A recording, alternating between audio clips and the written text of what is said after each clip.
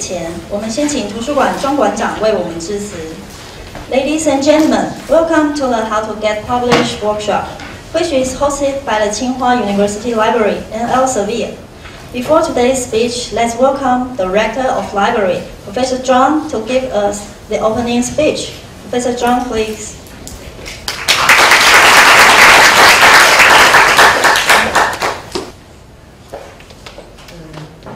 Dr. Francis and Professor Wu, ladies and gentlemen, good morning. Welcome to this workshop. First of all, I would like to express my appreciation to the Elsevier publisher and our library colleague to organize such well-receiving activities. I have been in the academic profession for more than 20 years, so I have received tons of rejection letters. So I'm getting used to, although I'm getting used to receiving rejection letters, however, every time I send out my submissions, I still wishing to receive at least major revision or acceptance letter.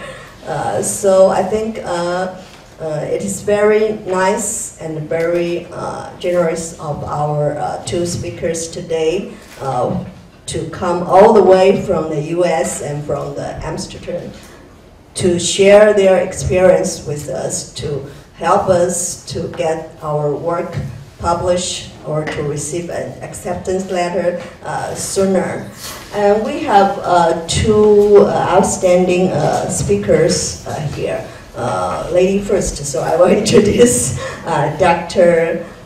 Francison first. She is an executive publisher at the Elsevier, and he also got his PhD degree from psychology, so he have a lot of experience in the publication work. And our next speaker is Chair Professor of Chemistry from Colorado State Universities, and Professor John Wu. Professor John Wu is a well-established scholar in chemistry, so he has a lot of experience in academic writings, and he also served as the editor in prestigious journals. Though I think both of their expertise in academic writings and publication and editorial work will help us a lot in writing world-class papers and to get our paper published as soon as possible. So now let us give a round of applause to welcome our two speakers.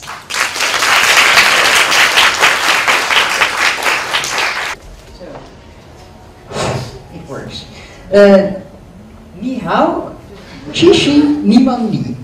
I don't know if I pronounced it right, but I said welcome. I'm very happy to have you all here this morning. And I'm going to tell you something first about the history of academic publishing.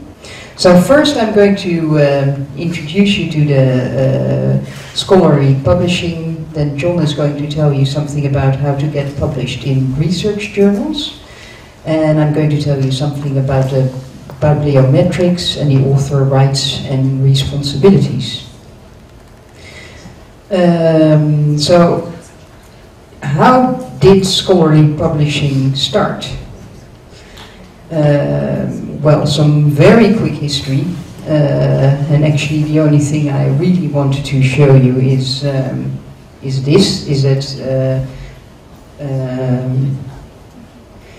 in 1580 the founding of Elsevier started, and you can see that in the next slide actually, there's a long history behind Elsevier, which started at the University of Leiden in Holland.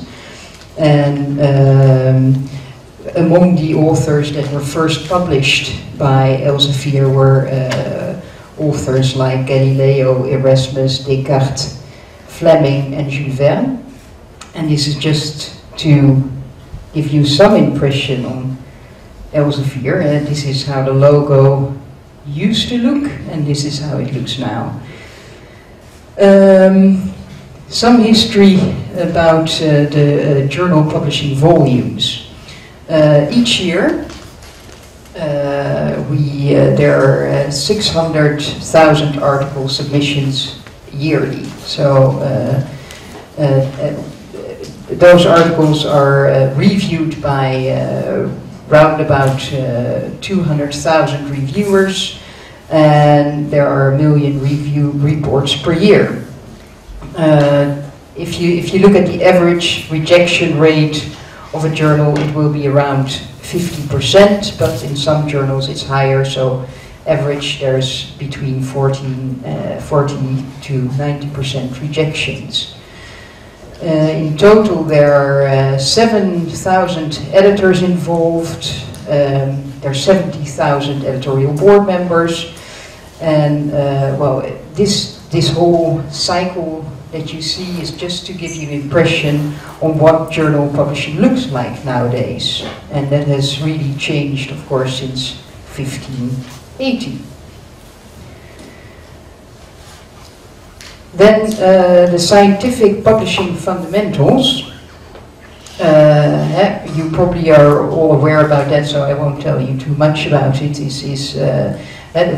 The whole thing is that you obviously want to have a stamp, an official note of your publication results. And that is actually where the scientific publisher mainly comes in to streamline the peer review process and to validate your submission. And to preserve, of course, the records that are published. So the peer review process, how does that work roughly? I guess you might all know, and if you don't, please do raise your hand if you have any questions. It starts here with the author who submits a paper to a certain editor, and the editor either rejects it or sends it out back to the publisher or to the author to revise to send the paper for revision, or in the worst case it's rejected. After revision it goes back to the editor, and the recommendations that are made for a revision are given by the reviewer, and this goes together with the review report.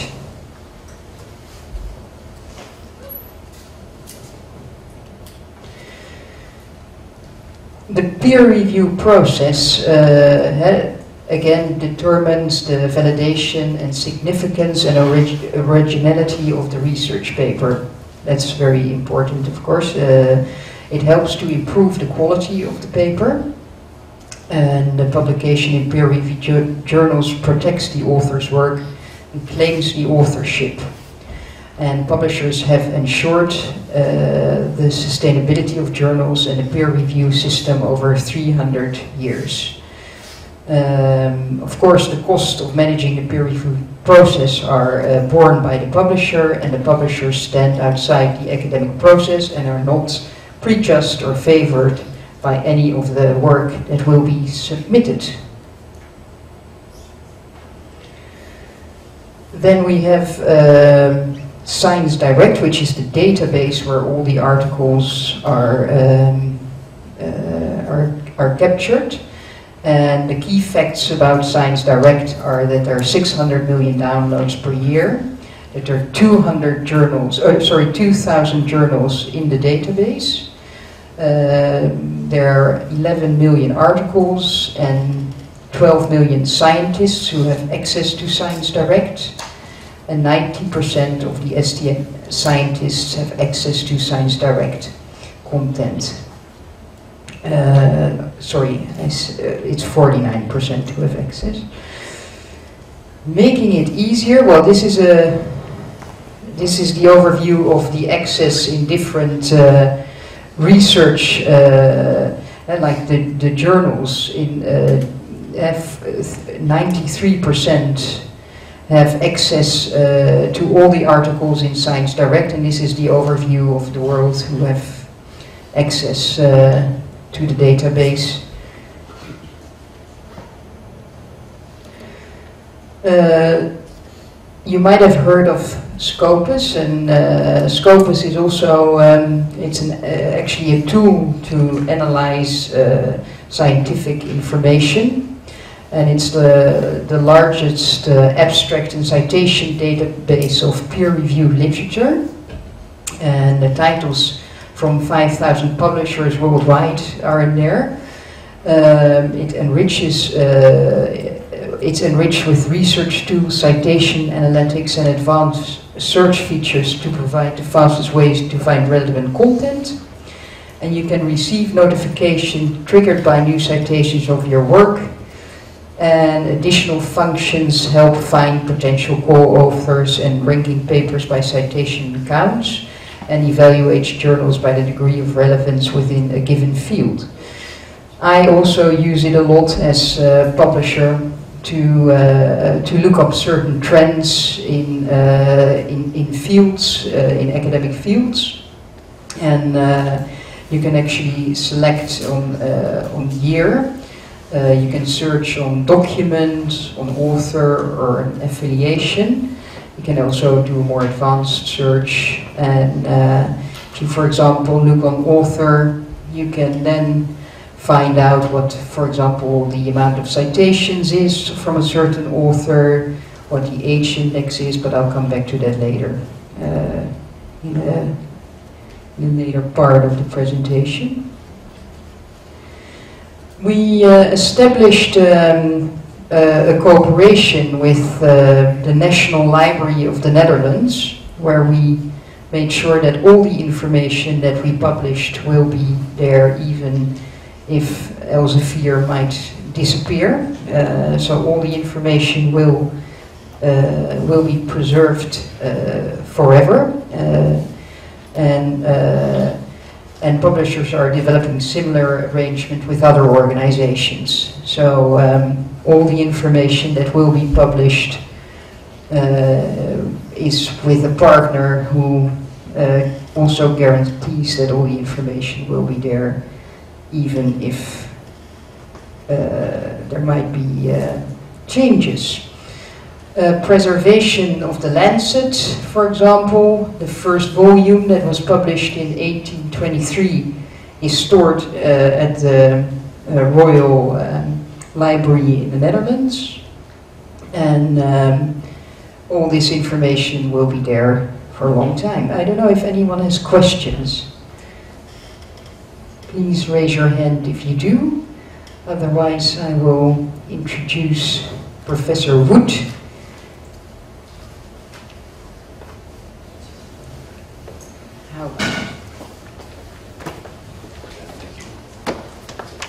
Thank you, Diddle. Good morning. Good morning. It's a real pleasure to be here today and have an opportunity to tell you a little bit about some of the work that I do in my role as an editor. So I'm in a chemistry department at the Colorado State University. I've been there for about 6 years now, and before that I was in the chemistry department at Yale University in the United States for 13 years, where I was a professor. And so I've published many papers in many different journals. And I've been an editor for the journal called Tetrahedron Letters, which is one of the journals that's published by Elsevier. And I've been an editor for that journal since about 2001, so I think about 11 or 12 years now being an editor. And in my office, we see about 600 to 700 manuscripts per year. And so I look at each one of these manuscripts when they come into my office. And as an editor, then I send those manuscripts to an appropriate reviewer, and then I review the reviews that the reviewers write and then make a decision whether to accept a manuscript or ask for a revision for a manuscript or reject the manuscript. And so I'll tell you a little bit about that process in the presentation and some of my ideas about how this process proceeds, at least in my office and for chemistry journals. But I think that even though I deal mostly with chemistry journals, most of the ideas in terms of reviewing papers and being an editor for a paper apply to any field. Okay, so a few ideas. What steps do I need to take before I write my paper? How can I ensure I'm using proper manuscript language? And how to build my article properly. So I'll go through some of these ideas in a little bit more detail on the coming slides. Wait a minute, that was backwards. This is forward.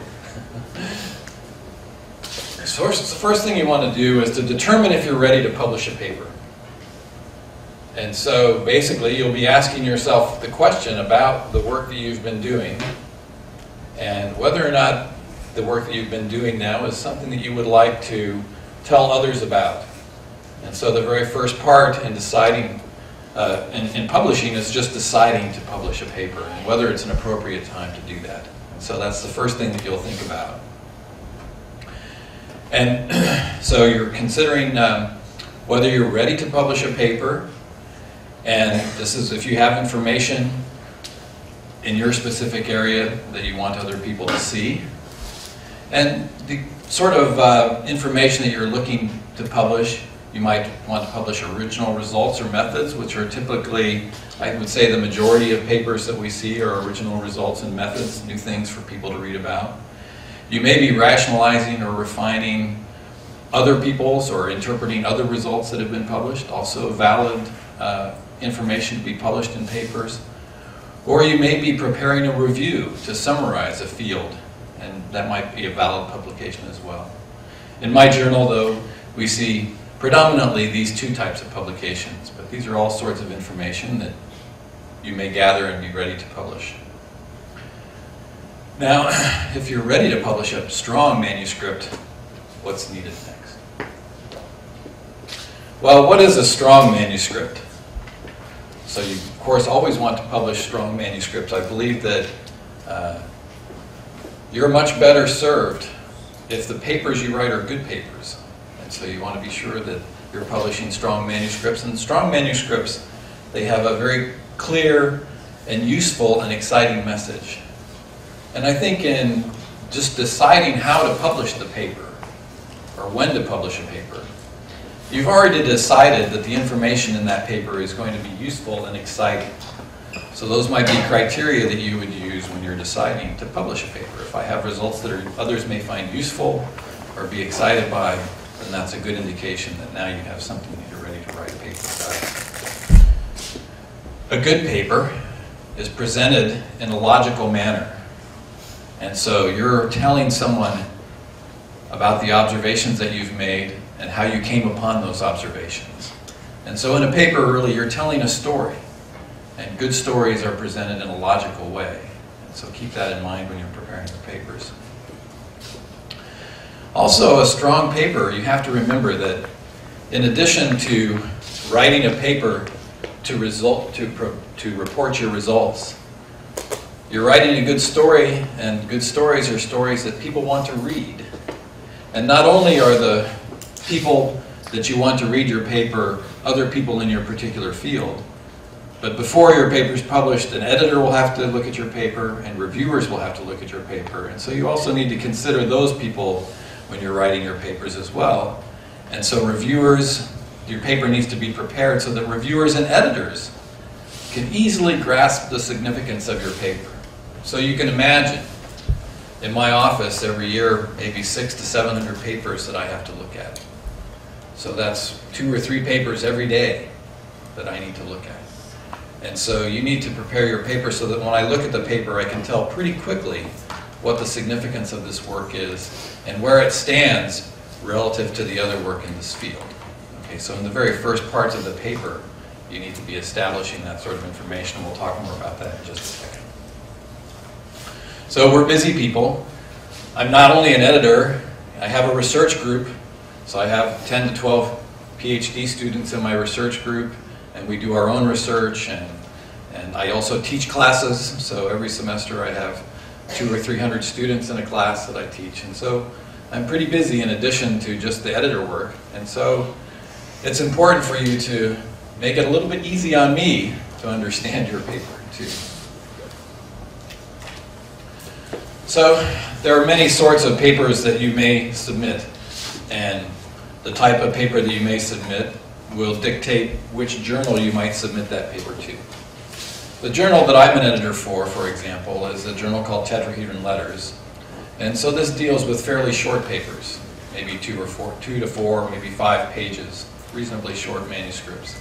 But those aren't the only sorts of papers. There may be papers that are part of a conference that are published. You may have full articles, so manuscripts that are a little bit longer. We'll talk some more about that. Short communications or letters, the type of journal that I edit for. And then also reviews, and much longer, oftentimes reviews can be much longer papers and perspectives of things. You all, before you publish a paper and when you're deciding whether or not to publish a paper, you can just evaluate your work yourself and ask yourself the question, what sort of article is this going to be suited for? Is it sufficient for a full article?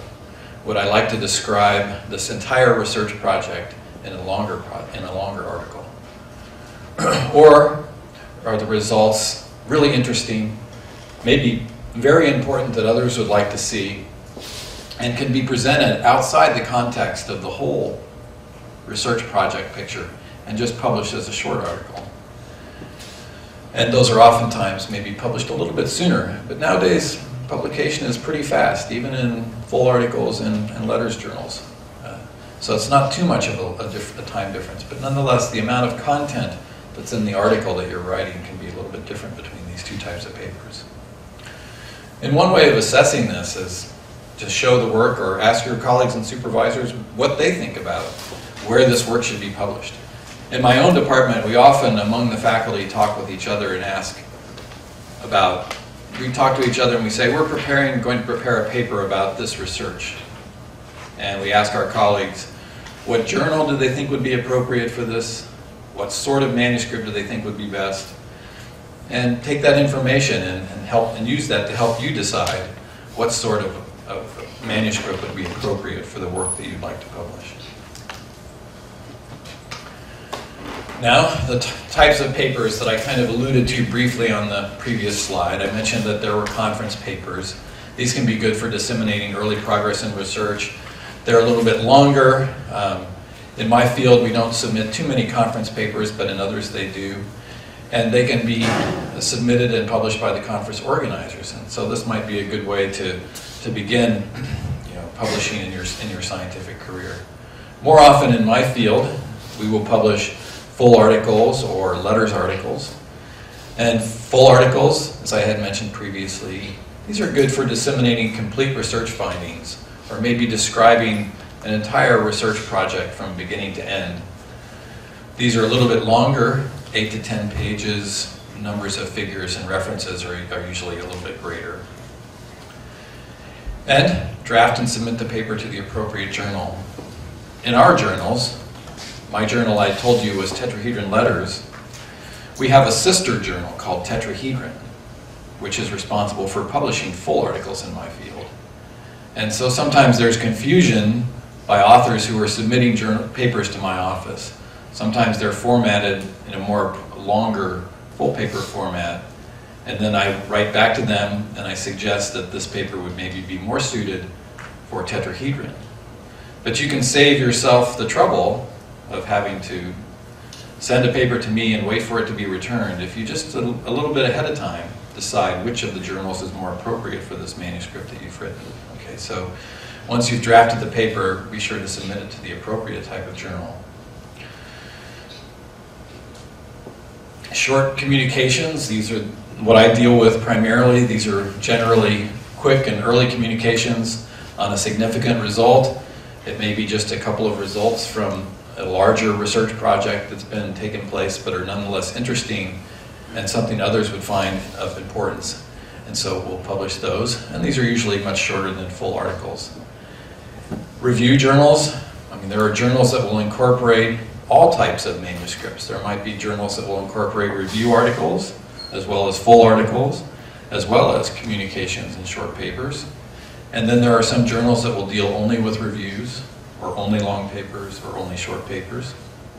Review articles, these are compilations of large bodies of work done in various laboratories, often over numbers of years. And so they provide really a service to whatever community that you're in reviewing a particular area so that people can review that, look at that one article and have it consolidate all of the research efforts of others.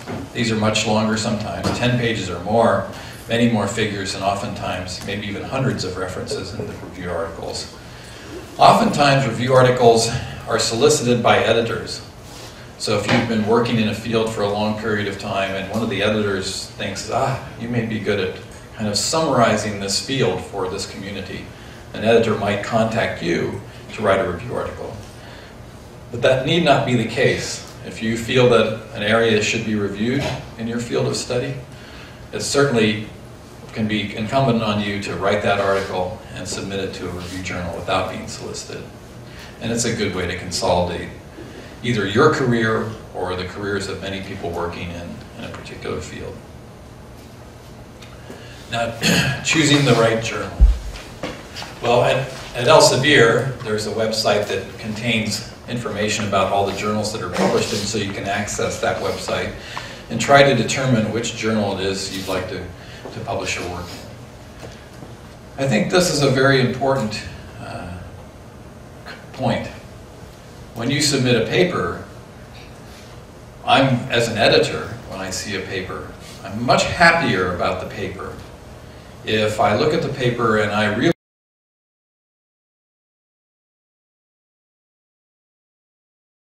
that the author knows that this paper is appropriate for my journal. They formatted it in a manner that's similar to papers formatted in my journal. And so they've, at least I know, spent some time thinking about where they would like to submit this paper. So it's important. It makes a good impression on me as an editor when I can see that in a manuscript and I know that people have spent a little bit of time choosing the right journals. This, I think, is an important feature. So you want to take into account the journal's aims and scopes. You know, what is the audience for this journal? What sorts of work are published in this journal? The types of articles that are accepted, whether they're communications, short papers, long papers, or maybe both. The audience, that is, who's going to be reading these papers. What sorts of articles have been published in that journal recently? Sometimes the nature of the journals changes a little bit. Often they may begin publishing more papers in a particular area now than they did in the past, and so perhaps now this journal that you might not have thought of before might be appropriate for your work. So take into account some of the recently published articles in those journals. One of the things I think that's the best indicator for choosing the right journal is asking yourself, I've just written this paper and I've used references in my paper that I've just written. If many of those references refer to a particular journal, that may be a good journal to submit this paper to. Okay, so that can be a good indicator of what might be a good choice of a journal for your work. But I think it's an important thing to do at the beginning. It makes a good impression on the editors, and it can save you some time in terms of from the time you start trying to submit a paper for being published and when it actually becomes published. How can I ensure that I'm using proper manuscript language? Language can be a fairly big issue. Oftentimes, at least in the journals that I publish, the language that were published in is English. And so many of the authors that I handle papers for, so in my office we handle papers from Canada, the United States, Mexico, and South America. And so in the United States and Canada, people are native English speakers, and so the language is not too difficult. But in South America and Mexico, these are typically not native English speakers, and so the language can be a problem. And so it's important to spend some time thinking about the manuscript language that you're using. And most important when it comes to the language is that you're saying what you mean to say. It's okay if the English is not perfect, in my opinion, as long as there's not confusion about what the author is trying to say. So we want to be sure that in a chemistry journal, for example, if they're describing a transformation that would turn A into B, that the description of that transformation makes sense in terms of converting A to B. Okay? And so sometimes the language that's being used makes it confusing for the reader. And so as long as there's not confusion, then the language is okay. It doesn't have to be perfect. This is, I guess, a complaint from one of the editors at Elsevier that says, you know, this paper fell well below my threshold. I refuse to spend time trying to understand what the author's trying to say. And besides, I really want to send a message that they can't submit garbage, use and expect to fix it. My rule of thumb is that there is more than 6 grammatical errors in the abstract, then I don't waste my time carefully reading the rest. Now, 6 grammatical errors in the abstract, that would be kind of a lot of errors, because the abstract's pretty short. But grammatical errors, in my view, we can try to correct. But the important thing is whether the manuscript is clear and the author is saying it's clear what the author is trying to say. Okay? So you need to pay attention to this, but the most important is to be clear about what it is you're trying to say. Now, do publishers correct the language? Well, no, and they really shouldn't.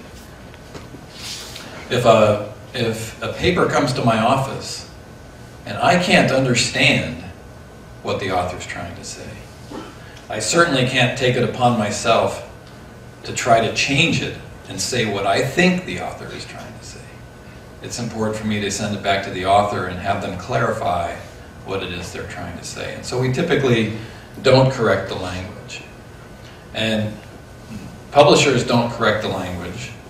And at least in my editorial office, I ask the reviewers to not necessarily correct the language. Some reviewers will try to help and correct the language. But what I want the reviewers to do is to be sure that they can understand the science in the paper and be sure that the author is being clear about how they're describing the science in the paper. And that's the job of the reviewers. Okay, it's really the job of the authors to be sure that the language is correct. Now, publishers like Elsevier, they recognize that not everybody is native English speaking, and many of the journals that they publish are in English, and so they provide some services to help authors to overcome any issues with the language. And so you can check this website at Elsevier for translation and language editing services. And some of this information will also be kind of associated with particular journals that you might be publishing in, and that information will also be available on websites that are unique to the journals that you're publishing in. So if you're worried about the language, check to see if the publisher has some assistance that's available for you, so it might be there.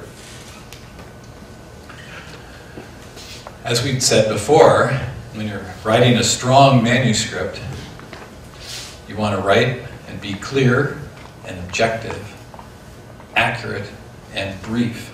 Okay? Because the reviewers, editors, like we said, are busy. It's nice if you can be right to the point about what it is you're trying to say and what are the important messages behind this paper that you're trying to publish. Some of the common errors that you might see are sentence construction, and we'll talk just briefly about sentence construction. Sentences being too long sometimes, and long sentences can be very confusing. Sometimes that's where meaning gets distorted, is in the course of a long sentence. It might be easier to convey meaning in shorter sentences. Incorrect tenses, and we'll talk about what that means in just a minute, whether you're speaking in the past tense, something that has happened, or something that will happen, or something that's happening now. And changing languages. Some colloquialisms sometimes sneak in from different languages. And some journals, they'll tell you what the language specifications are. There may be opportunities to publish in more than one language in some journals. What about these tenses? So typically, in the abstract and the summary, you're describing things that have happened already, and so these are in the past tense. This is what happened previously. In the introduction, it's typically, you're writing in the present tense, and so your tense can change throughout as you go through the paper. And by having the proper tense, it allows the reader to kind of position themselves in the article. They know where they are in the course of this project, whether we're talking about things that had happened in the past, things that are happening now, or things that you're planning to do in the future. It helps orient the reader where they are in the manuscript that they're reading. And the reader can be either a reviewer, an editor, or the target audience for your paper. The methods and materials sections, these are common in the results sections, at least in the journals in chemistry. These are written in the past tense. These are things that had taken place in the laboratory and experiments that have already been done, and so those are written in the past tense. And the discussion can be written in both the past and present tenses. Okay. As I mentioned previously, sentence construction can be important.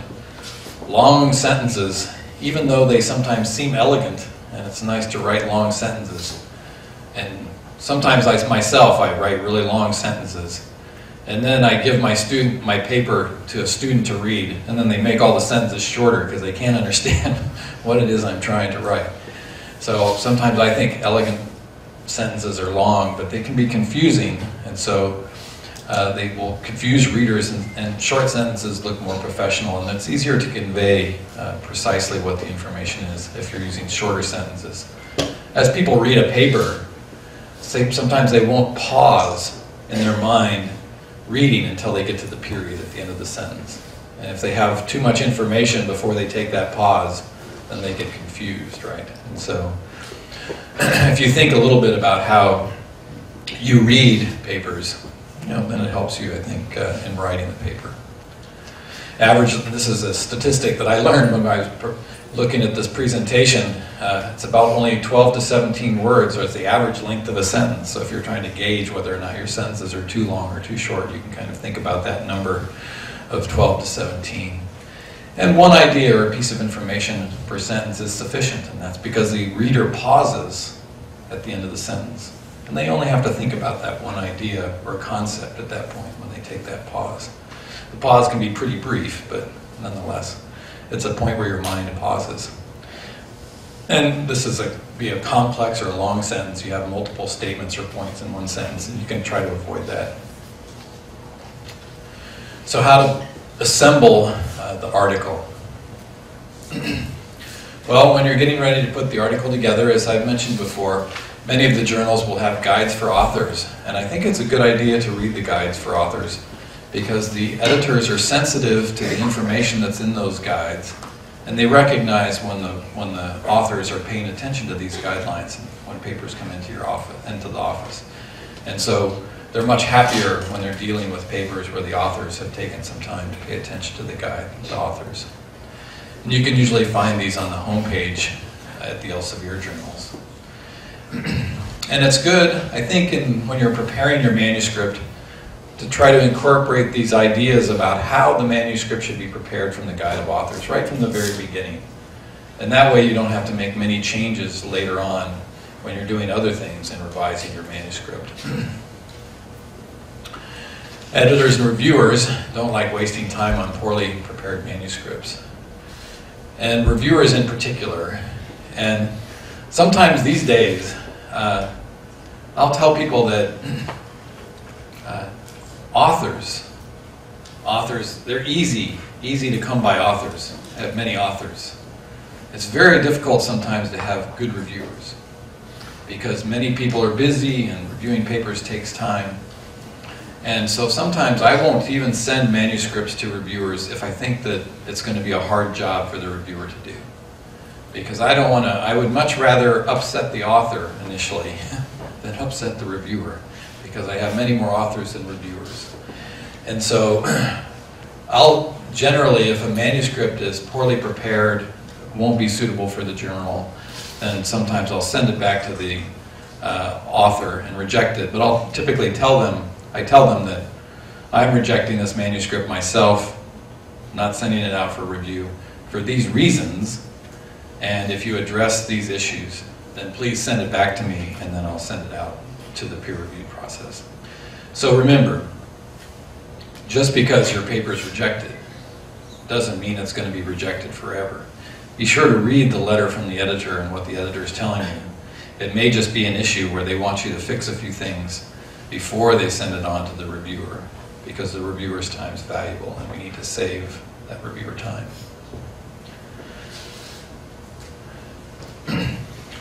When you're preparing a manuscript, many people have different ways of preparing manuscripts, and there are some ideas, I think, about ways that are a little bit easier to prepare manuscripts than others. For myself, typically, we do chemistry, and usually in a chemistry paper there are lots of schemes and equations and things like that. And when I'm preparing a manuscript, I'll typically do the schemes first. And then I'll write the words, to fit the schemes. But whatever works best for you, it's always good to start with the title and the abstract. The title and the abstract puts the paper in context. This is the overall picture of what this paper is going to be about. And the abstract can be pretty important, and we'll talk about that in a minute. And then you can think about the conclusion and introduction. These are often the ideas that you'll be thinking about when you're deciding whether or not to write the paper in the first place, because you've decided that this is the conclusion that I want to tell people about in this paper. This is why I want to publish the paper and what I want people to take away, the message that I want them to take away. And the introduction is often talking about other things that have been done in this area and puts your work in context with the other things that have been done in that area. And if what you've done in an area is good relative to other things, or adds information relative to other things, then that's a good reason to be publishing a paper. So those are typically things that you've already thought about right before you've even started preparing the manuscript. So sometimes it's easier at the beginning to write the conclusion and to write the introduction, and then go in and fill in the details, talk about the methods that you used and the results that you've obtained, and discuss those methods, again, probably in the context of some of the other information that's in the literature or elsewhere that led you to do these experiments and why you think they're important. And finally, you can work on your figures and tables. But I said, this is all personal, up to you how you like to write papers. Oftentimes, I actually start here. Preventing writer's block. Sometimes you can't think what you want to say next. Changing, working on different parts of your paper is oftentimes a good way to prevent that, or to get around that and come back and think about a different part of the paper later. Okay. Oops, that wasn't okay. In general, just research articles. Many people are aware of this is the way the articles are generally constructed. They have a title, an abstract, and then there are keywords right at the beginning. And these are all important things to think about. These are features of the article that people will have quick access to by Scopus, for example, or databases. They'll see the title, they'll have free access to the abstract, and they'll maybe find your article by searching keywords. So it's important things to think about. So you want to be sure that the title is good in describing your article and the abstract is good in detail, and I'll talk about a few of those things in just a minute. The main text of the article generally follows the same format where you provide an introduction and it puts the work that you're about to describe in the context of other things that have been in the literature. You talk about the methods and the results and discuss those results. And at the end you do a conclusion and acknowledgement and provide references and supporting information. We'll talk about a few of these things in detail here. So, the title. It's important to consider the title. It's your opportunity to attract the reader's attention. So that's the first thing that people will generally see is the title. So you want to be sure that it captures the essence of the most important things that are in your paper. Okay. So keep it informative and concise, not too long, and capturing the essence of the things that are in your paper. Reviewers will check whether the title is specific and whether it reflects the content of the manuscript. This happens many times. I would say maybe 30% of the time in the articles that I review. The reviewer will actually tell the author that they need to change the title because they may say, in my field, this paper describes a selective conversion of A to B. And then the reviewer reads the paper and they don't think that this is very selective. And so they think, yeah, you need to take this word selective out or something like that. So they'll oftentimes, reviewers will look at the title and they may ask you to change that. And so you want to be a little bit careful that you don't overstate what's in the paper in your title. Because sometimes reviewers will be turned off and dislike the paper because they think you're being a little bit aggressive in how you're titling the paper. So try to be accurate and concise. Editors don't like titles that make no sense or fail to represent the subject matter adequately. That's true. You can avoid technical jargon. I think you want to avoid abbreviations as well. So you want to have a title that a broader audience can understand, that still conveys the essence of your manuscript, because you never quite know. It won't be people that are just specifically working in your field that might find your paper of interest to them. And if you can attract their attention by avoiding technical jargon, that's a good thing to do. So, because you want to have your readership as large as possible. And it's a good idea to discuss your title with your co-authors.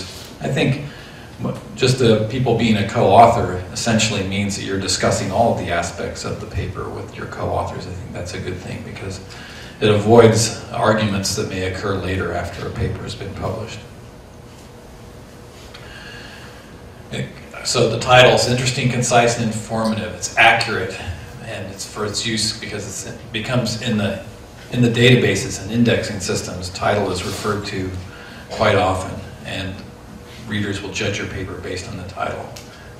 In terms of titles, descriptive titles are often the most common, and so a difference between a declarative title and a descriptive title: selective eliminations of messenger RNA. So you're declaring that this is a particular phenomenon as opposed to describing the phenomenon that you're reporting. And I think the descriptive titles are a little bit nicer titles to use. Trivial phrases, notes on, or a study of, aren't necessary for the title. So those are words that you can avoid, things like that. Titles that end with a question mark, usually not a good idea. Usually papers are answering questions, not asking the questions, and so it's not generally acceptable. Who is the first author? This varies a little bit from field to field. Sometimes the last author on a paper is generally thought of as the most important author, but oftentimes the first author is. And the submitting author maybe is considered the first author. They conduct or they supervise the research, and they put the paper together and they submit it to the journal. So for us in our journals, the author who is responsible for submitting the paper has a little asterisk next to their name indicating they're the author that's responsible for submitting the paper. Co-authors, they should make intellectual contributions to the data and the analysis in the paper. You should try to have your co-authors, all of them, review the paper if that's possible. And they should be able to present the results and defend what's in the paper on their own as well. So they should be familiar enough with the work that they can talk about it and defend the results. Some things in terms of authorships that you'd like to avoid are ghost authors. This is where you leave out authors who really should be included. That's not a good idea. And you shouldn't necessarily include authors when they didn't contribute to the work significantly. There'll be guidelines and author guidelines, and websites will talk about appropriate people that would be included as authors. And in terms of including authors, are people who have just maybe contributed minor efforts to the work. There's opportunities later in acknowledgement sections and things like that where you can attribute the work of others who might not have really contributed intellectually to papers. So there's opportunities to do that. I think it's a little bit, if you're unsure, this is completely my own personal opinion. If I'm unsure if a student really should be an author or not an author on a paper, I'll generally try to err on the side of making them an author as opposed to not making them an author. Because in my experience, if a student is not included as an author, they stay upset forever. Okay. But if you include an author, and maybe that upsets some of the other authors on the paper, they usually forget about it after a year. Okay? So if I'm going to make an error, I would rather err on the side of being inclusive, but you still should pay attention to really whether they contributed significantly or not to the work. The abstract. Now, people don't think about the abstract too much, but when you remember that the abstract is freely available on these databases that people search. This can be really important component, because that will determine whether or not somebody goes and reads the full article and maybe cites your work in the work that they're using. So it's your opportunity to advertise, let's say, your work to the community and maybe have them access the full article so that they can read it and use it in a citation. So generally freely available in electronic abstracting and indexing. So it's the advertisement for your article. It should be accurate and specific and include, key details, especially the details that you think people will find most interesting from your paper. Put those in your abstract. Because a clear abstract that incorporates the key details, that'll often influence whether your work is further considered by whoever may be searching the database. And once they consider your work, they may include it in a citation of a paper that they write. It's good to be brief, but be sure to incorporate the best parts. And it's a good way to, let's just say, sell your article or have other people look at your work. So the abstract's a pretty important component. Keywords can also be important, particularly in aiding people to search for your article and find it eventually. So they're the labels that kind of describe one word at a time, important points or information that people might use to find your paper. And if you're going to use abbreviations, be sure that they're abbreviations that are common and that people would incorporate into a search that they might be using to search your manuscript. So take a moment when you've prepared your manuscript and you're thinking about the keywords, ask yourself, what would I type into the computer to search for this manuscript and hope that I would find it? And then use those answers to those questions that you ask yourself to help you define what keywords you might use in describing your manuscript. Some issues about keywords can also be described in the guide for authors. So again, this is an important thing to read for the journals that you're going to be submitting to. In the introduction of your article, this provides the opportunity for you to convince the readers that you clearly know your work is useful. And knowing that your work is useful is you're putting your work in the context of other work that's been done in this field in the introduction. So I've come up with a new method for converting A to B in my field of chemistry, let's say. In the introduction, I would like to describe what are other methods for converting A to B that are available in the literature, and describe why my method is better than the others that are out there. And if you think about my role as an editor, if you've done that in the introduction, then I probably don't have to read much farther than the introduction. This person has improved the conversion of A to B or come up with a new method entirely for the conversion of A to B. So this is important work to be published. I'll send it off to the reviewers right away and see what they have to say about this manuscript. So the introduction is your opportunity really to capture my attention as the editor as well, particularly. And that's the first step in this publication process. So be sure to clearly put your work in the context of the other work that's there. So what's the problem?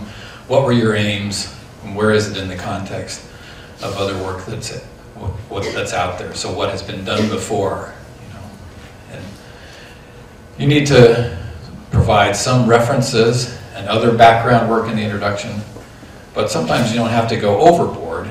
You need to, if there are many previous methods for the conversion of A to B, maybe in the introduction you need only to focus on what have been come as known to be the best methods for converting A to B so far. So you don't need to provide a comprehensive review of everything in the introduction, but so you can be concise.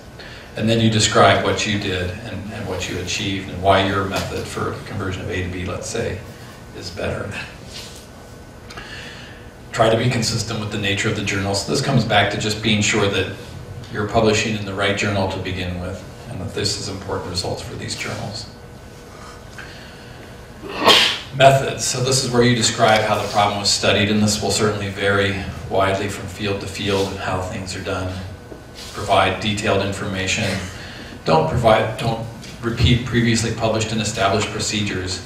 And so you can write a much more concise and easy to understand manuscript if you simply have background material that's provided as references. So if things have been published before and they don't need to be described again, don't do that. Simply provide a good reference in your reference section. This is where you would identify the equipment and the materials that you used. And then you have the results section. So what have you found using these equipment, materials, and the methods that you just employed in the methods section? Use clear figures and tables to summarize the data. So for my students, typically in my laboratories, I let the students prepare the papers to begin with. So they write the initial drafts of the papers. And when we talk about how do we write the papers, one of the things that I tell them is that the readers of your papers, they should be able to read your paper without ever reading the words. Okay? So if you're using figures and schemes, the reader should be able to discern what it is going on in your paper just from looking at the schemes and figures. And so in the results section and throughout the paper you have figures, tables, and schemes. These should be clear and they should really reflect the important features of the paper. They should just have to read the text if they don't really understand something from the scheme or they want to clarify something, but they should be able to grasp the context of the paper just from looking at the schemes. Okay.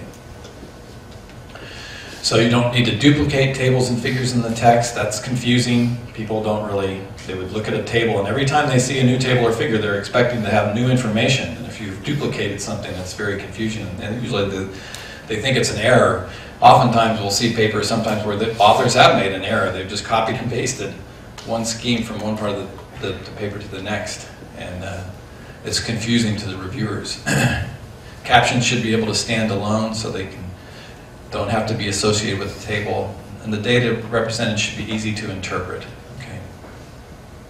So here's in the box, it's kind of what I was mentioning.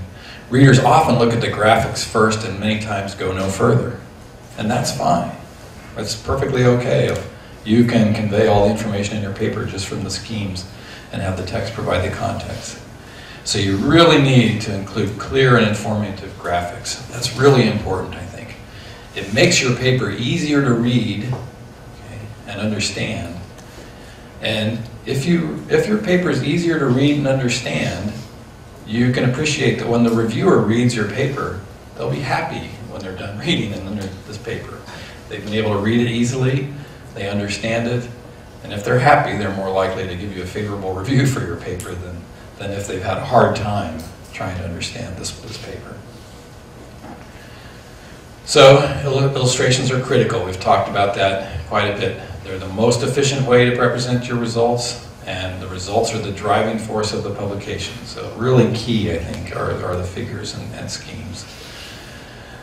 Captions and legends, maybe not as important as the figures and schemes themselves, but they should certainly help to explain those figures and schemes. That will be the second place where the reader's eyes go. The reader's eyes go first to the table, then they'll go to the caption of the table, and if there's still confusion, maybe they'll go to the text of the paper. So realize that that's how people are reading these papers that you're preparing. And again, avoid duplication of these issues. In the discussion, this is where you're describing what the results of your paper really mean.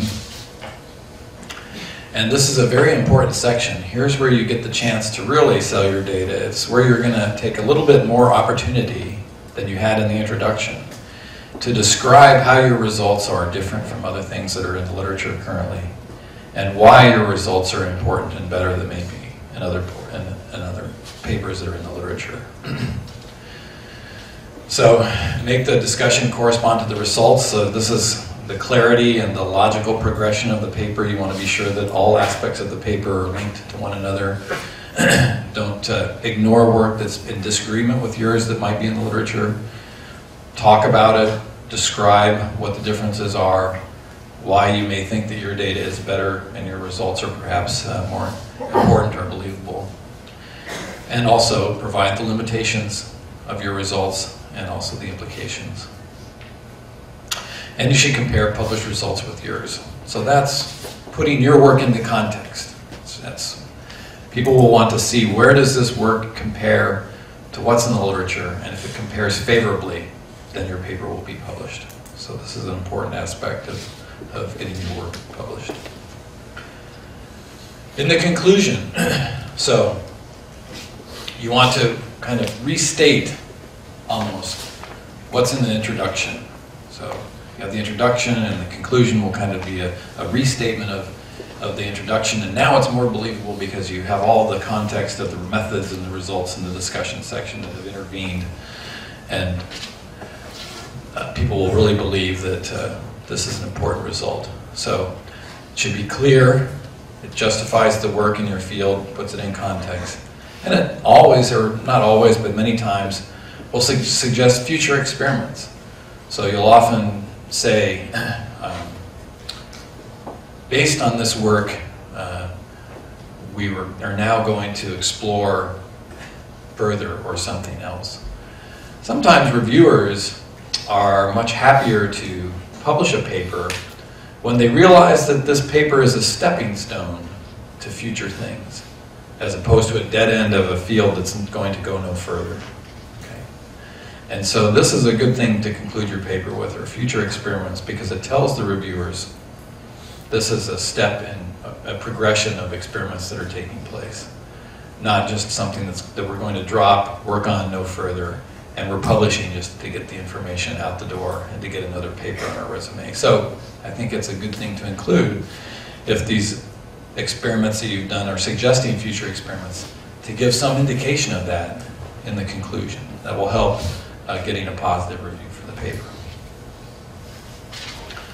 The references, these are an important section of the work. They cite the main scientific publications on which your work is based. They allow you to be more concise and brief in your writing because you don't have to go through all the background. You can provide a good references in your citations.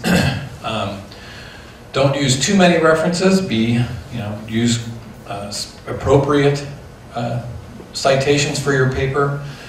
Always try to be sure that you've fully absorbed the material you're referencing. In other words, it's a good idea to read the papers that you're actually providing as references in your manuscripts, and be sure that those papers are appropriate for being references there. Because really, reviewers, they're familiar with the literature, they're familiar with the manuscripts that you're referring to. And if you're referring to manuscripts that are not appropriate, then the reviewers will be unhappy with your paper. And they're likely that they'll always comment on these things. The references are not appropriate sometimes.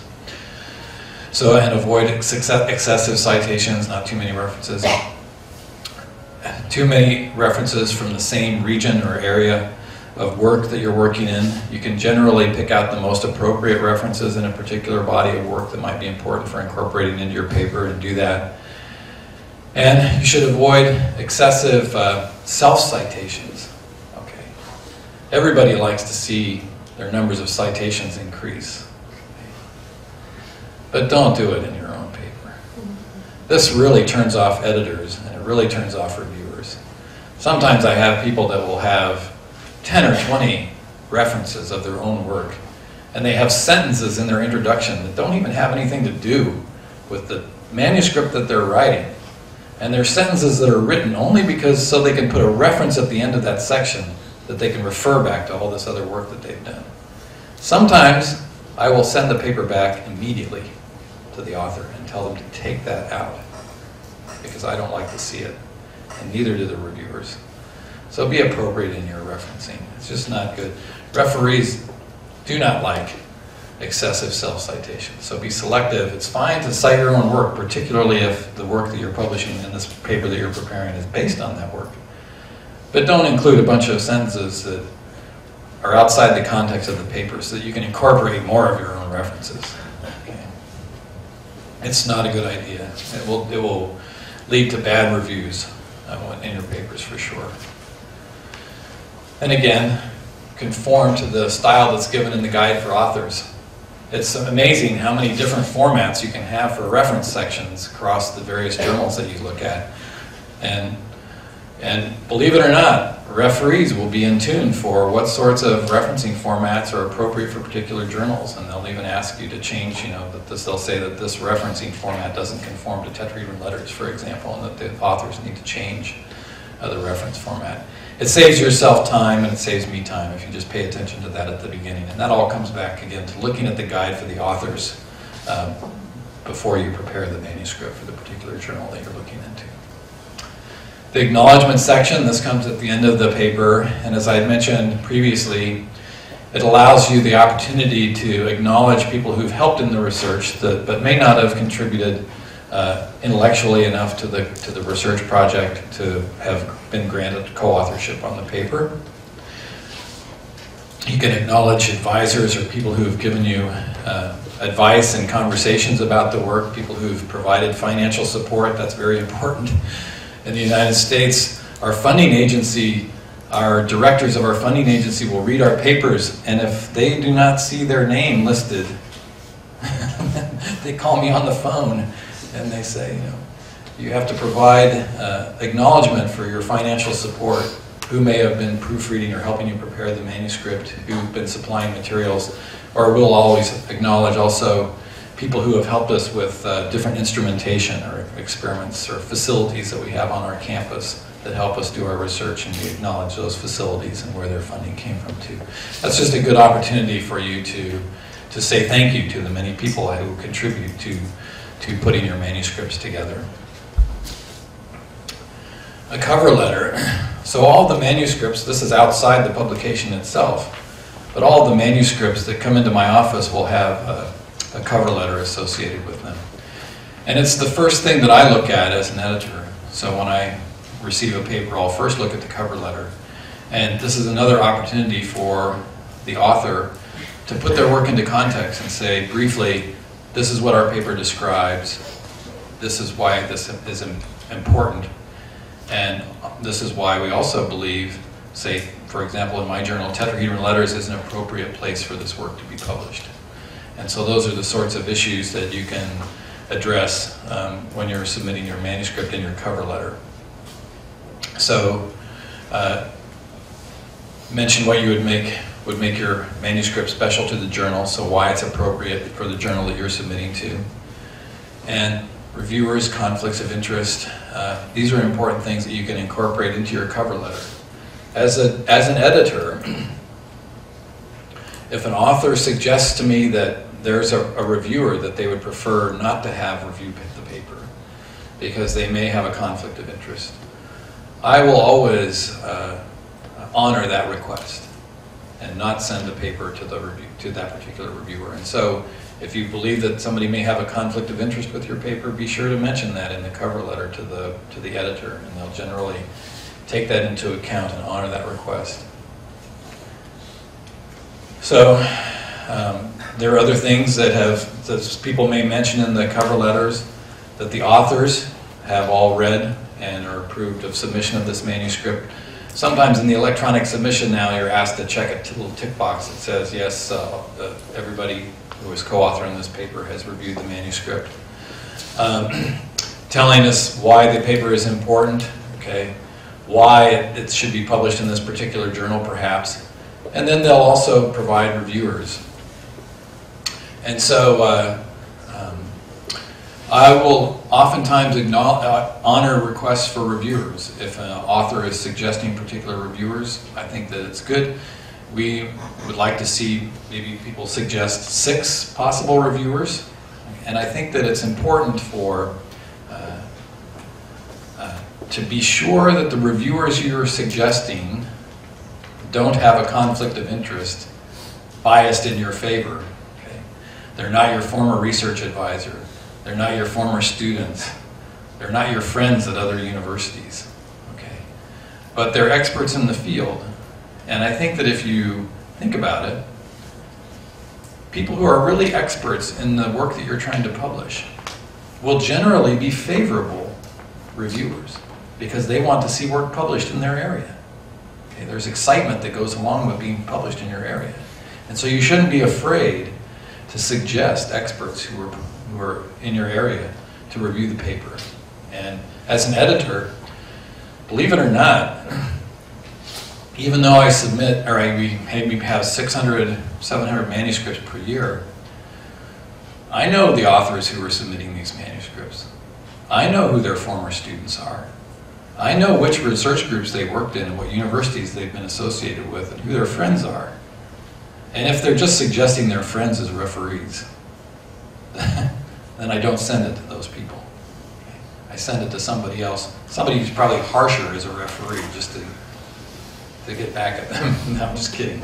And but select appropriate people, and you'll generally find if you select appropriate people, they'll be happy to review the paper, and they'll probably review the paper favorably, okay? Because especially they can recognize the importance of the work. And so it's an opportunity for you to actually facilitate the review process in a positive way. And so you should really, don't be shy about suggesting reviewers. It can be helpful.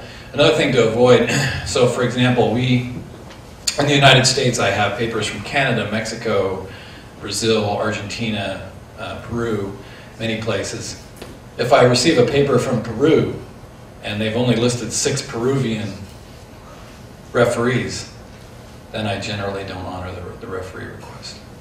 I think that you should try to suggest referees who are not working in the same region of the world that you're in, and really try to think about whether or not they're experts in the field that the paper is being published in. Okay. So before you submit the paper, check the manuscript as thoroughly as possible before you submit it. Before I submit a paper in my group, say my research group is 10 graduate students and postdocs, maybe 2 graduate students and postdocs and I are working on this paper. Before we submit the paper then to be published, I'll give it to other members of my research group who didn't work on the paper or the project and ask them to read it to be sure that it's clear and that everything is appropriate. So I'll ask my students or my colleagues even sometimes to review the manuscripts just to read it to be sure that it's clear. And then finally, submit your manuscript and your cover letter and see what happens next. So refereeing speed varies tremendously from journal to journal. I like to think that we're pretty fast at tetrahedron letters in my journal. I think the average turnaround time might be 14 days sometimes. If it's that good, that's pretty fast. But it will vary from journal to journal, and that varies depending on the types of papers that are being reviewed.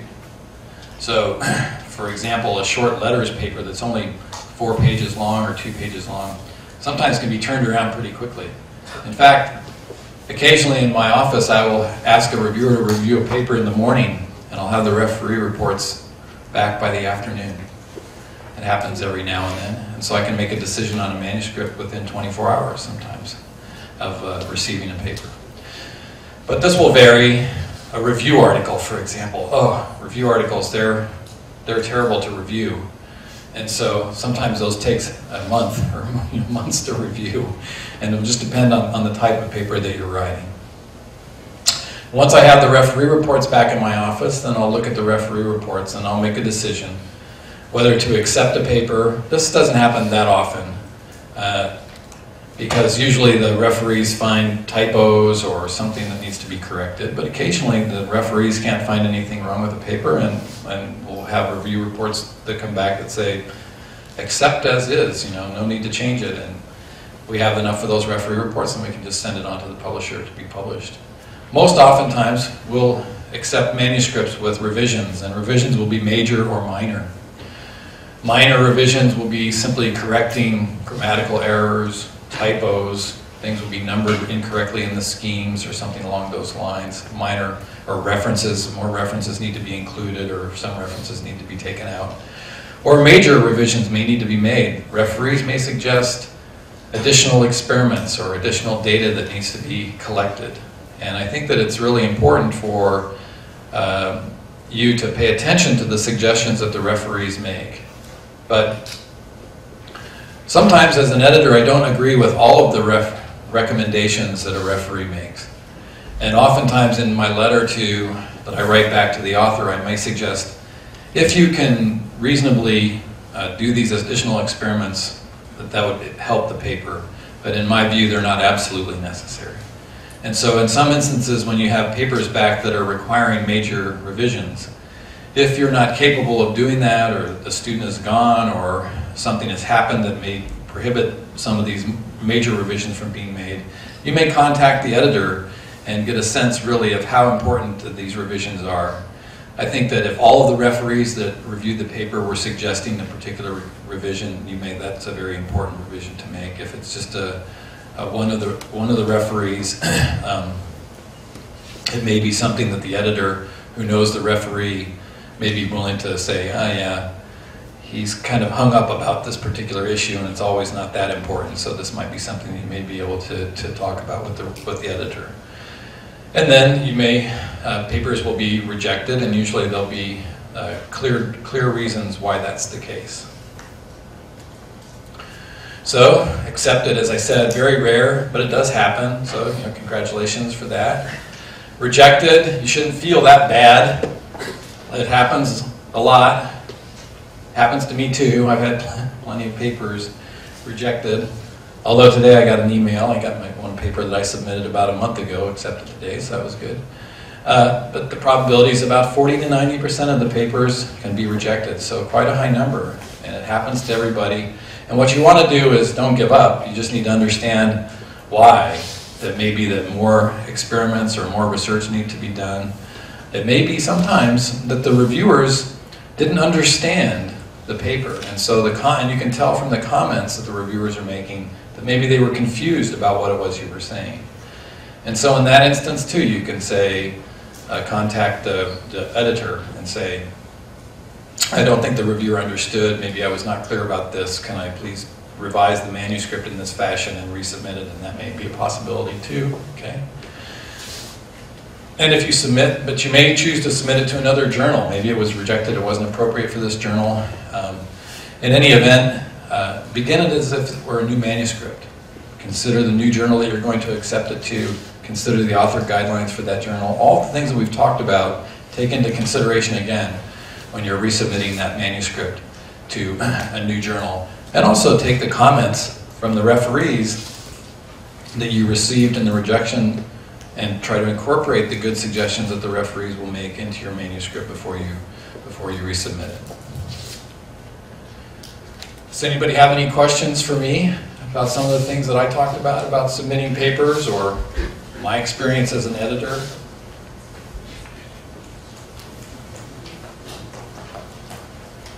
How do you pick your reviewer? How do I pick my reviewers? Right. Well, that's a good question. Sometimes my field of expertise in chemistry is fairly narrow. It doesn't cover all of chemistry, and so for papers that come in that are right in my area, I can easily think of many people who I could pick as referees. And so then there are many things that go through my mind when I'm picking a referee. One will be whether or not they're familiar with the particular work that this person is describing. That's the first criterion. Okay, if I know that this person would be very familiar with the area and comment on the quality of the science, then would be somebody that I would select. The second criterion is when I think about those people who would be experts in the field and good referees, then there's some people who will take 2 months to referee a paper, and some people who will take a week. And so I'll usually go to the person who's more quick in providing a referee report. Okay, that would be my second criterion. And then there'll be papers that I receive sometimes where I'm unsure about who would be appropriate referees. And then what I'll typically do is then I'll read I've read the manuscript. I'll go back to the introduction or the part of the manuscript where they're describing the context of the work and who else has been working in this field. And then I'll look at those references. And I'll look at the names on those references. And then oftentimes, I will look up those papers and see who the lead author is and where the author is located and whether or not I think they might be an appropriate person for that. So I'll turn to if I don't know off the top of my head at the beginning, or if, let's say, some of the referees that the author suggests, aren't appropriate, then I will look at the references. And then, in the database that we use as editors at Elsevier, there's also a very nice search engine that we can search keywords in the paper and other things that will also provide us lists of referees that we can choose from. That's the last option that I use. If I'm completely stumped at that point, then I'll go to the database and see what it suggests for me. And oftentimes, you know, when you provide your cover letter in the list of referees, even if I don't use one of the referees in the cover letter, just that list of names will make me think, oh yeah, this person and that person are also doing similar work. And so it will kind of help me to think of people to be the referees, to select as referees. Sound good. So the references that you incorporate can be pretty important, I think, in terms of helping me to select referees too. So.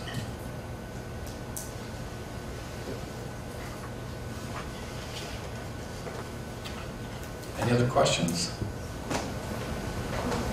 So, if author submit a paper in the journal, if author submit a paper in the journal and a reviewer ask him to include refer his paper in the journal, in the manuscript, but if that paper is not really required or useful in the manuscript, what should author do? And if author don't include that paper, then is there any chance of rejection of paper from the reviewer? And whether editor take care of such things if happen? In my office, so I'll speak for my office, when this happens, and it doesn't happen very often, but it's not, I don't view it as appropriate for a viewer to demand that his or her work be referenced in a particular manuscript by the author and have their acceptance or rejection of that paper based on just them being included as a reference. I think that if the reference is appropriate, then that's okay. Maybe the reference should be included. But if it's not appropriate for the paper, then I wouldn't let that stand in the way of the paper being published. And I think that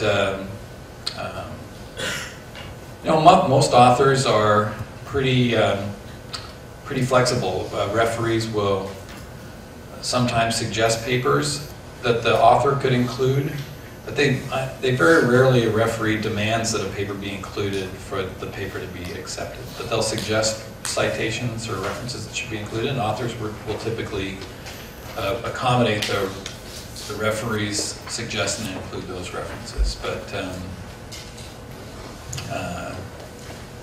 if I received a review that said, this paper should be rejected because the author did not cite my work, then that's not a valid referee report for me. You know, the referee needs to be commenting on the quality of the science and whether or not the science is important to be published or not. Okay. Yep.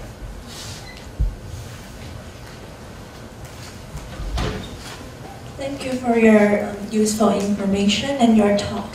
And I'm just wondering, while you're deciding whether to accept the manuscript or not, will you also take the author or the authorities or the fame of the authorities into consideration? And if yes, is it kind of the matter of the impression, or is like you will scoring the fame of each authorities? Thank you. This is also a good question. I would like to say that the stature of the author doesn't make any difference, but I think I would be lying if I said that to you. I think that you know, when I have papers that come to my office from important people or people that have large stature in our field, if there's a doubt, I would probably be more likely to give them the benefit of the doubt. But usually, you know, those papers are generally pretty good. And but I've rejected plenty of papers from big name authors in the field. And the only, you know, the difference is that they're generally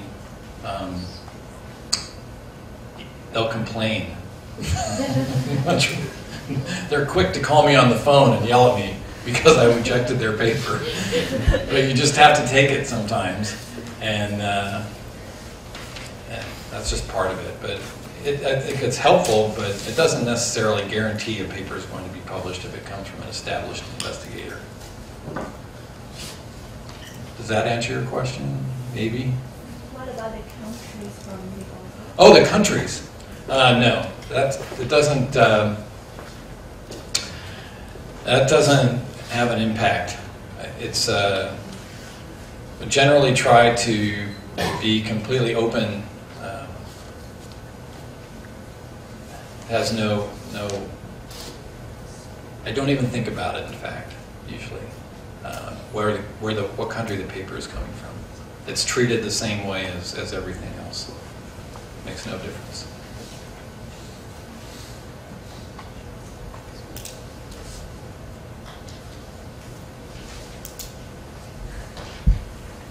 Okay, well, if you don't have any more questions, Diddle has a few more things to say in the closing part, and I guess we'll be around maybe for a little bit. If you don't want to ask a question in the public, I'm happy to answer anything that you have to ask.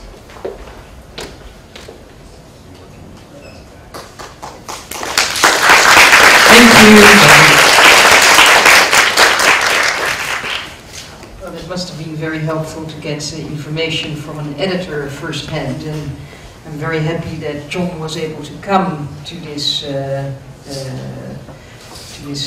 present on how things work in publishing, because we are having a conference here, and John was kind enough to come here and tell about what his role as editor and towards authors is. So I hope it has been very helpful to you all.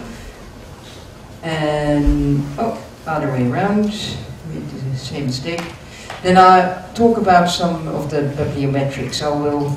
It's about impact factor and age index, and you probably all heard about it, so I won't make it too long.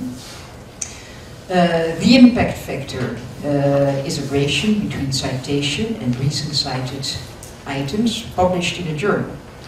And the average number of citations received per article. That sort of is the impact factor, and that's how it's calculated. I always, I as a publisher, look at the impact factor, of course, on a yearly basis, and it's the years, 2 years before, divided by the amount of citations that actually makes the impact factor, or that calculates the impact factor of a journal.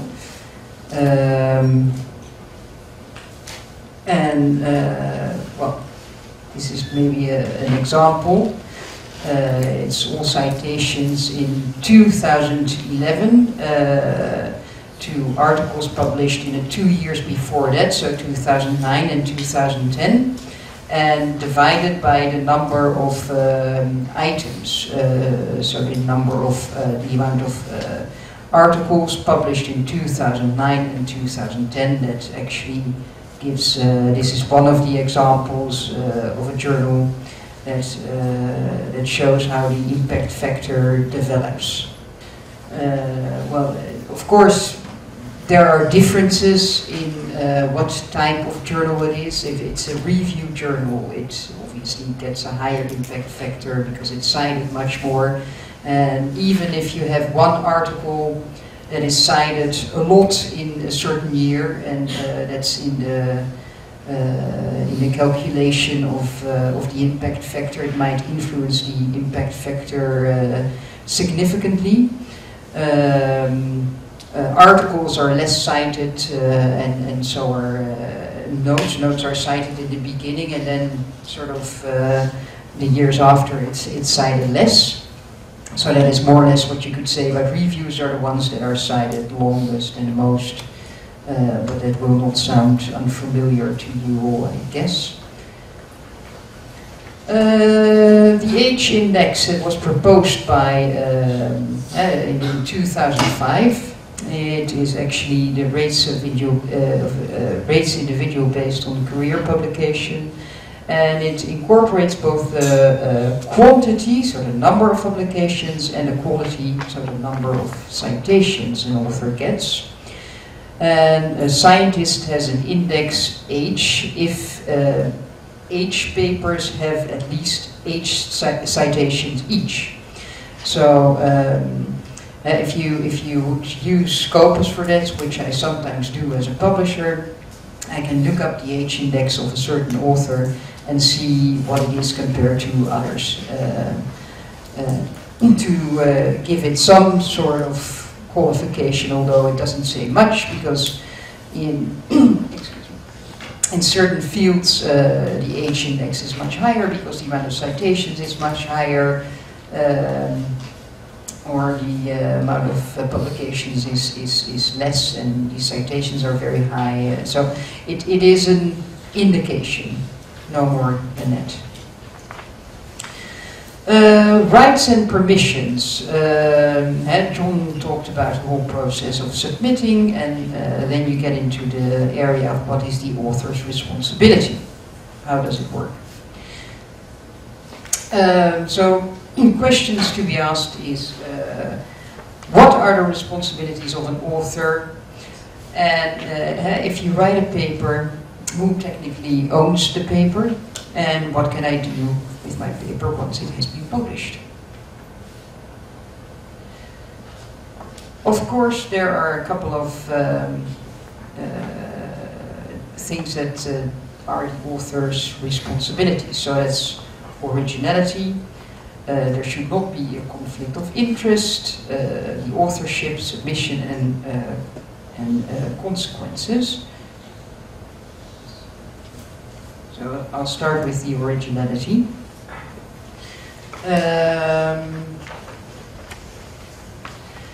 Yeah, we will always look as publishers at a paper like, has the researcher violated any ethical boundaries, so will the editors will also definitely look at that. What do we mean by that? The previously published article that would be suitable as the conclusion in his article. So the researcher decides to copy that paragraph into his paper without quotes or attributions. So it's very important, of course, that this we call plagiarism. So that means that you just copy a part of an article, put it in your own article without any references. And that's obviously something that is not allowed in publishing. So what else are issues with originality? So that's fabrication, so that's making up research data. Falsification, manipulation of existing research data. And plagiarism, and plagiarism takes many forms. From passing off other papers as the author's own paper, to copying or phrasing substantial part of other papers without attributing and to claim results from research conducts by others. And these are ethical misconducts. That's what we would call them as publishers. Now, conflicts of interest. Indicate if any of the following examples are conflicts of interests. Well, I mean, there are very many different ways of conflicts of interest, so these are just a couple of examples. A university researcher who owns stocks in a large oil company and conducts an experiment on experimental effects of oil drilling. This is one of the a university researcher who's developing and testing a new technology, and is also a consultant for a financial service firm that weights investments in new technologies. Or three, a researcher submits an article to a journal for which the editor-in-chief is a professor in a research department. Or for a doctor who abides by traditional healing procedures, writes a paper on emergent current medical technologies. The answer, of course, is that all these are potential conflicts of interest. And conflicts of interest can make many forms. So the direct financial, the indirect financial one, the career and intellectual, so that is more promotion or direct rival, institutional conflicts of interest or personal belief. And the proper way to handle a conflict of interest is through transparency and disclosure. At the journal level, this means that disclosure of the potential conflict in your cover letter to the journal editor. So that's what John already mentioned earlier, is it should always be transparent where the information comes from and why you use it, or why you, for example, who are the financial responsibility, or that you are, for example, as in the example mentioned just before this one, and if you're in an oil company and doing a certain experiment on oil drilling, that you make clear that you are doing that. I mean, that at least makes it transparent, and then a reviewer can always consider whether it's a conflict of interest or not. As long as you're transparent, that should help. Authorship, another example and a question. A researcher completes her work and has written the paper along the way. She consults her advisor for guidelines on the experiment, data analysis and writing and revising of the article. A professor in India assists her in analyzing the data, and a lab assistant helps. So a lot of people are helping to make the paper complete. And I think John already said something about that. He actually said, well, sometimes it's better to include someone as an author than to not include it, because they might mention it. But there are also policies, of course, on who the authors are that are included, and of course they can vary, and it's up to the editor or the author to see what who can be mentioned as author and who cannot. And one of the examples is, for example, a committee of medicinal journal editors that declared that an author must substantially contribute to the conception and design or acquisition of data, or analysis and interpretation of the data, and draft the article or revise it critically for important intellectual content. Give their approval of the final version to be published, and all three conditions must be fulfilled by an author. So all these must be fulfilled by an author, and then they can be mentioned as author. If you apply this set of policies, only the researcher and her advisor would qualify as an author. All others would qualify as acknowledged individuals.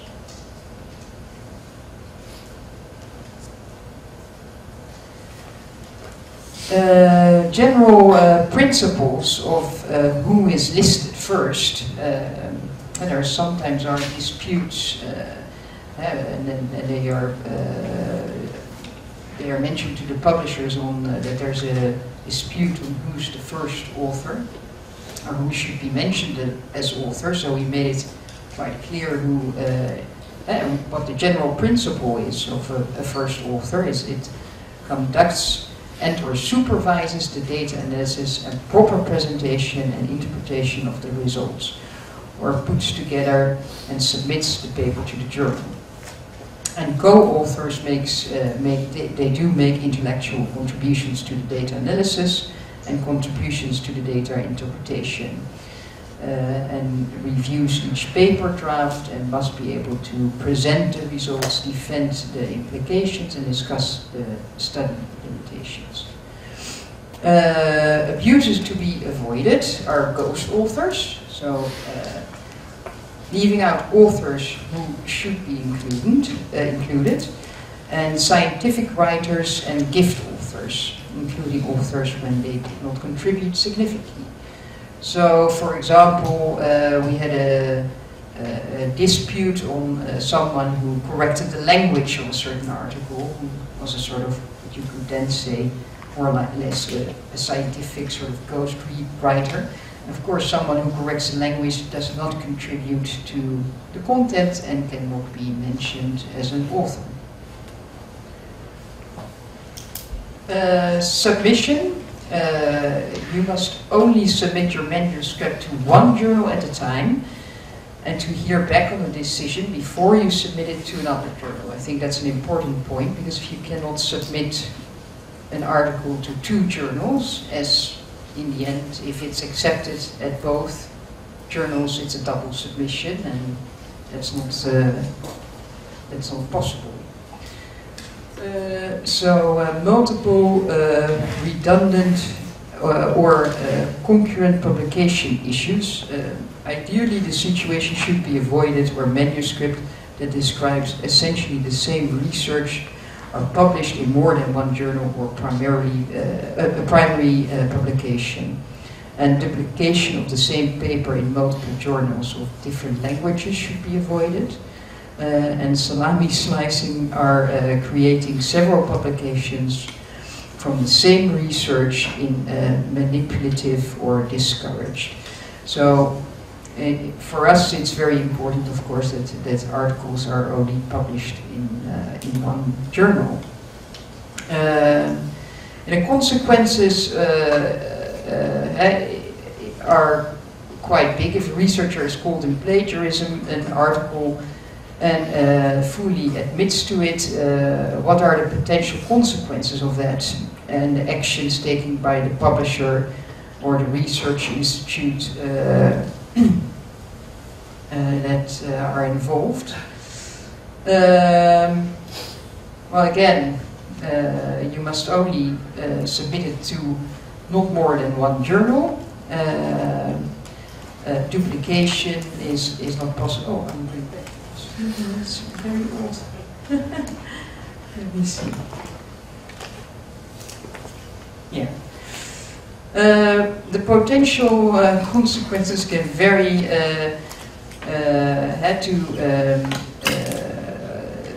to the ethical misconduct and the standards set by the journal editors, institutions and funding bodies. And possible actions could include written letters of concern and reprimand, article retraction, and some form of disciplinary action on the part of the research institute or funding body.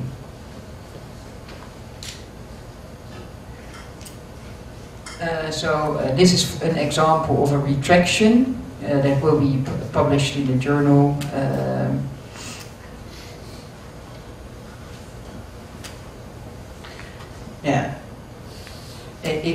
It says that it will be moved from Science Direct, and everybody who downloads it will see that will see the reason of the retraction. The plagiarism detection is initiated by in 2009 by all the publishers together, and it's called Crosscheck, and it's a huge database. There are 26.6 million articles from 49,000 journals and from 124 publishers. And the software that helps to detect double publication. So it actually is a system that sort of cross-checks all the publications that are done to see if there are any additional or if there are any similarities between the papers that are published, and that helps a lot in making sure that there are no duplicate publications. So now you have written a paper, and then it's published, and who then owns it? Because how can you reuse it, for example? And the publisher has the exclusive copyright and distributes the rights to protect the publisher's investment, and the extent of copyright permits authors to copy, distribute, provide online access, or to translate and create derivative works of our research. So what can I do with my paper once it has been published? What are the possibilities to reuse the information that has been published, for example, in a paper?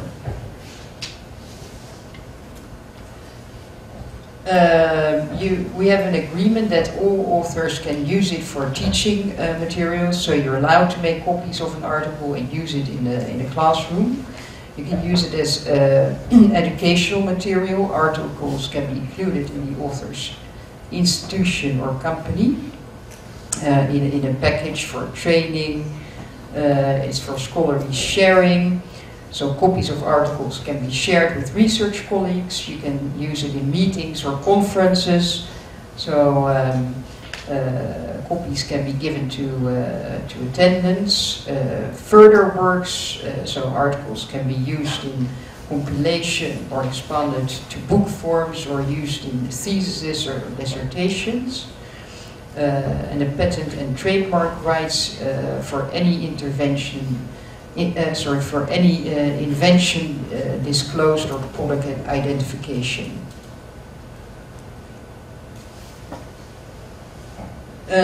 So to summarize, what are the responsibilities of an author? The ethical issues, the plagiarism, the authorship, the submission or the conflicts of interest.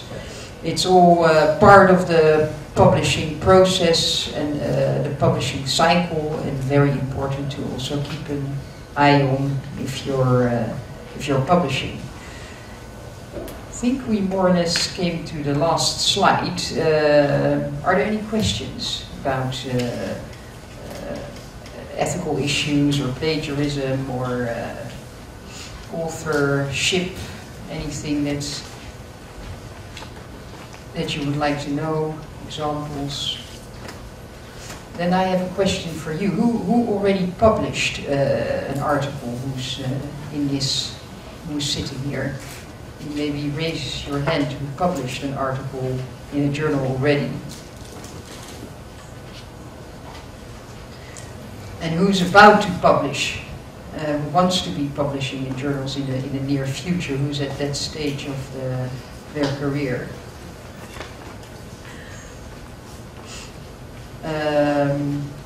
Well, I'm sure that this is quite an extensive amount of information if you're at the beginning of your career to starting publishing. And as said before, I mean, if you consider that 40 to 90% of the articles are rejected, it doesn't mean that a rejection that you cannot get a revision. And then, as said by John before, it's really a matter of very closely looking at what the reviewer said and changed it. And I guess it's also a whole different world and a learning process. And I hope for all of you that the ones who have not yet published in a scientific journal, that you will do, and you have some guidelines here that we presented to do publishing in the scientific journals. So I all wish you a lot of luck with that, and thank you for having us here and telling you about publishing and how it works. So, oh yeah, I almost forgot. I have some information about the articles accepted worldwide. I thought that might be interesting now here. And the polls show the amount of articles that are accepted worldwide. This is some information about the articles accepted in Asia, so 2008 to 2012. And here is Taiwan, a reasonably stable line of all the articles that are accepted. And I also looked at your university specifically.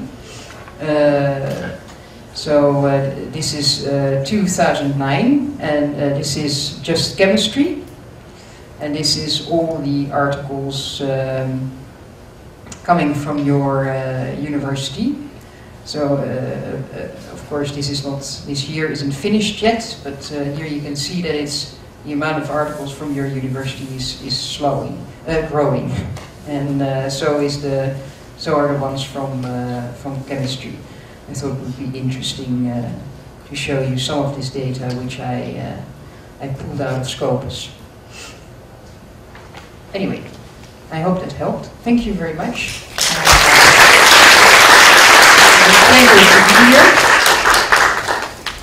Okay, thank you very much for Dr. Francisson and Professor Woods. And these presentations are very useful and helpful for us. And 各位贵宾，今天的演讲就到此结束，非常感谢各位的参与。那大家手上有那个回条，请填写，然后交给柜台，可以换一个小礼物。